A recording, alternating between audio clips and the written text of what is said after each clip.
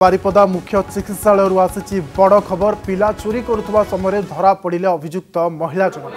सूचना अनुसार Baripada ward number 20 सुनगड़िया अंचल शेख कमरुद्दीन स्त्री तृतीय संतान प्रसव पर डाक्तखाना भर्ती होते इस समय दुई संतान को शेख बेड पाखरे रखी परिश्रा जाते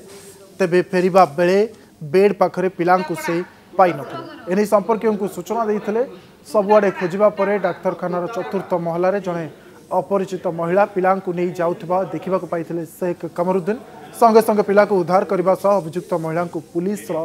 जिम्मा देते घटना संपर्क में जाना पर बारिपदा टाउन पुलिस थाना बर्तमान समय महिला को अटक रखा जेरा अभियुक्त महिला ना संध्याराणी महंत से रासगोविंदपुर थाना अंतर्गत तुटापड़ा ग्रामर बोली बर्तमान समय जमापड़ी।